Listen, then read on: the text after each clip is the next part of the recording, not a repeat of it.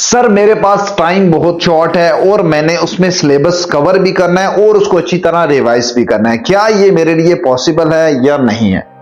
ये बड़ा common question है, स्टूडेंट्स की तरफ से पूछा जाता है जो कि एंड में स्टडी शुरू करते हैं और जो कि मोस्ट ऑफ द स्टूडेंट्स होते हैं। बिल्कुल तैयार कर सकते हो आप, तैयारी इसकी बिल्कुल अच्छे तरीके से कर सकते हो, लेकिन अगर आप प्रॉपर प्लानिंग से करोगे तब। पहला काम आपने क्या करना है, इस तरह से अगर तैयारी स्टार्ट कर रहे हो तो पहले तो आपने प्लानिंग करनी है कि आप किस तरह से काम को डिवाइड करोगे। ऑलमोस्ट 50% से ज्यादा स्टूडेंट ऐसे हैं जिनकी कोई प्लानिंग होती नहीं है, जस्ट स्टार्ट कर देते हैं, चलो आज से हम शुरू करते हैं, देखी जाएगी। ये वाला कॉन्सेप्ट होता है मोस्ट ऑफ द स्टूडेंट। 50% भी मैंने कम बताइए, उससे भी कहीं ज्यादा परसेंट इसी तरह करते हैं। तो काम आपने क्या करना है, आपने सबसे पहले प्लान करना है। प्लान करने में कितना टाइम लगता है? प्लान करने में आपका मैक्सिमम 1 घंटा लगेगा। अगर आपका 1 महीने 2 महीने बाद पेपर्स हैं तो क्या आप 1 घंटा नहीं निकाल सकते? बिल्कुल निकाल सकते हो। और ये वो घंटा होगा जो आपका पूरे 2 महीने का शेड्यूल डिसाइड करेगा कि आपको पर डे कितना काम मिनिमम करना चाहिए, जिससे आपको खुद पता लगता जाएगा कि क्या आप सही स्पीड से जा रहे हो, सही ट्रैक पे हो या नहीं हो, या आप स्लो हो या आप फास्ट हो। सारी चीजें आपको साइड बाय साइड खुद ही पता लगती जाएंगी। तो पहला काम आपने क्या करना है, डिवाइड कर लेना है सारा काम। आप कोई भी सब्जेक्ट कर रहे हो, कितने भी चैप्टर रहे हैं, फॉर एग्जाम्पल एक अगर आप मैथ्स का कर रहे हो और उसके आपके पास 10 चैप्टर हैं और आपके पास 1 महीना है, तो 10 चैप्टर 1 महीना। 1 महीने का मतलब अगर आप 30 डेज का प्लान कर रहे हो और एक चैप्टर पर चैप्टर पे कितने दिन आ गए? 3 दिन आ गए। डिवाइड सिंपल कर दो, 3 दिन मेरे पास आ गए हैं कि एक चैप्टर के लिए एवरेज निकली है। इसका मतलब प्रैक्टिकली तो बिल्कुल भी पॉसिबल नहीं होता कि वो 3 दिन में ही चैप्टर होगा, क्योंकि उन 3 दिन में जरूरी नहीं है कि आप वो 3 पढ़ो भी।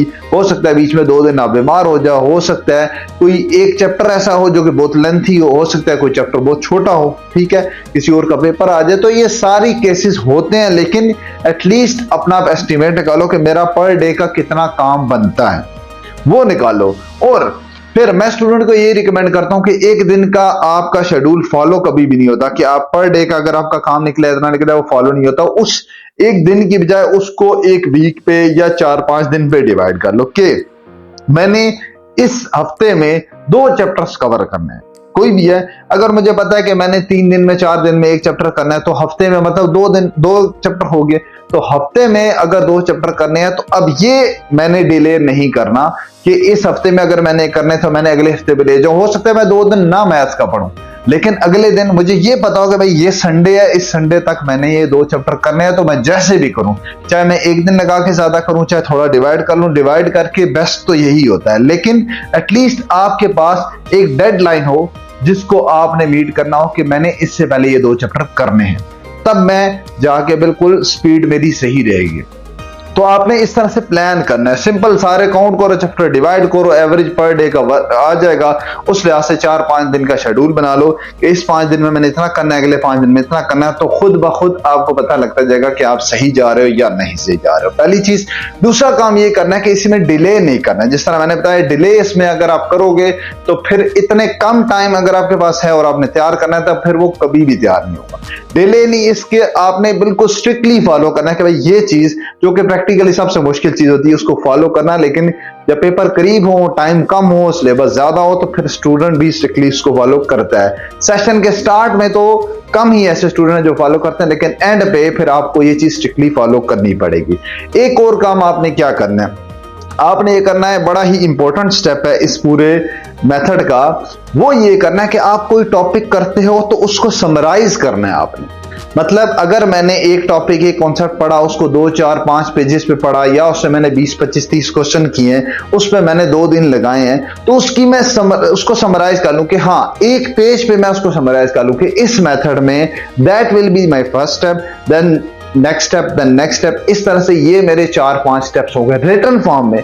उसको आप इंग्लिश में लिख लो, उसको आप उर्दू में लिख लो, जिस तरह से आपको समझ आता है वैसे लिख लो। वो किसी ने चेक नहीं करने कि भाई इसने सही लिखे है नहीं लिखे, आप अपने लिए लिख रहे हो कि मैंने इस तरह से करना है। मैं स्टूडेंट्स को कई बार जिस तरह से टेक्स्ट मैसेज में हम एक दूसरे को उर्दू में मैसेज लिख रहे होते हैं और इंग्लिश लेटर्स का यूज करके, मैसेज वाली इंग्लिश आप कह सकते हैं, उस तरह से भी लिखवा देता हूं कि आप अगर हमने डिटरमिनेंट लेना है तो हम ये करेंगे, ऐसे करेंगे, वैसे करेंगे। तो ये मैं उन्हें सिंपल ऐसे भी लिखवा देता हूं क्यों ये इसलिए लिखवाया जा रहा है क्योंकि वो जब महीने 2 महीने 4 महीने बाद रिवाइज करें, उसको पढ़ें, तो वो उन्हें पूरे का पूरा कॉन्सेप्ट दोबारा 10 क्वेश्चन करके ना रिवाइज करना पड़े, बल्कि वो समरी पढ़ें और उनको ऑलमोस्ट 80-90% रिवाइज हो जाए कॉन्सेप्ट कि हाँ इस टॉपिक में हमने ये पढ़ा था और इस तरह से ये सॉल्व करने का तरीका है। ठीक होगी बात। तो ये इस पूरे मेथड का सबसे इंपॉर्टेंट कॉन्सेप्ट, सबसे इंपॉर्टेंट स्टेप है, समरी आपने लिख लेनी। समरी लिखोगे, हर कॉन्सेप्ट की जो पढ़ते जाओगे उसकी आपने समरी करते जाना है। जो उस कॉन्सेप्ट पढ़ोगे उससे रिलेटेड जितने क्वेश्चंस होंगे वो आप मार्क करो कि हाँ ये क्वेश्चन इस कैटेगरी के हैं, और उसकी फिर समरी लिखो। उसकी समरी एक पेज पे लिख लोगे, ये कॉन्सेप्ट मेरा क्लियर हो गया। नेक्स्ट कॉन्सेप्ट, तो कॉन्सेप्ट वाइज चलो। कभी भी मैथ्स कॉन्सेप्ट वाइज होता है। मैथ्स जो 50% स्टूडेंट करते हैं वो यही करते हैं, वो प्रैक्टिस करने पे लगे होते हैं। एक एक क्वेश्चन प्रैक्टिस करना है, ये नहीं देखना है एक कैटेगरी का कौन सा है, बस पहले से शुरू होंगे और 8वें तक, 10वें तक, 20वें तक जितने क्वेश्चन है वहां तक चले जाएंगे। कोई उसमें ये नहीं दिमाग इस्तेमाल करेंगे कि मेरा पहला और 8वां तो एक जैसे, मैं उनको साथ क्यों ना करूं। ठीक है, तो कैटेगराइज करके फिर उसकी प्रैक्टिस करो, उनको लिख लो और उनके स्टेप्स ऑफ जो सॉल्विंग है वो आप लिख लो। वो आप लिख लोगे, समरी लिख लोगे, फिर आपके लिए रिवीजन आसान हो जाएगी। लास्ट स्टेज आप जो करनी है वो ये है कि आप जब स्केड्यूल बनाओगे उस टाइम आपने प्रॉपर एक तो रिवीजन का टाइम भी एंड पे छोड़ना है। ऐसा नहीं करना कि आपके पास 30 दिन है, 30 दिन बाद पेपर हो तो आप 30 दिन में वो चैप्टर डिवाइड कर लिए। आपके पास आखिर में रिवीजन के लिए 1 हफ्ता होना चाहिए। 1 हफ्ता होगा तो आपने 30 की बजाय 20-22 दिन का आप बनाओगे, फिर आप आखिरी हफ्ता छोड़ोगे रिवीजन के लिए। तो स्केड्यूल में इस चीज का ध्यान रखना है। और मोस्ट इंपॉर्टेंटली आपने जब आप प्रैक्टिस कर रहे हो उस टाइम आपने पास्ट पेपर साथ साथ करना है। पास्ट पेपर अगर आप साथ साथ करोगे तो आपको ये टेंशन नहीं होगी कि मैंने क्या इंपॉर्टेंट क्वेश्चंस कर लिए हैं या मेरे इंपॉर्टेंट क्वेश्चन रहते हैं या इंपॉर्टेंट क्वेश्चन मुझे मिस तो नहीं होंगे, क्योंकि आपने पास्ट पेपर किए होंगे, आपको पता लग रहा होगा ये एक्सरसाइज मैंने कर लिया तो इसके ये क्वेश्चंस तो आ रहे हैं और ये क्वेश्चन काफी रिपीट हुए हैं, ये मुझे अच्छे आते हैं या नहीं आते। नहीं आते होंगे तो आप वो साथ ही कर लोगे, एंड के लिए नहीं छोड़ोगे कि मेरी तैयारी हो जाएगी तो मैं एंड पे पास्ट पेपर करूंगा। आपने 1 चैप्टर किया, 2 चैप्टर किए, पास्ट पेपर साथ ही उठा लिया। पास्ट पेपर में वो क्वेश्चन जो उस चैप्टर के आपको लग रहे हैं तो वो वहीं से अटेम्प्ट कर देंगे। नेक्स्ट चैप्टर किया वो वहीं से अटेम्प्ट कर देंगे। तो आपके साथ साथ पास्ट पेपर होंगे, खुद भी आपको इंपॉर्टेंट नॉन इंपॉर्टेंट का भी आइडिया होता जाएगा।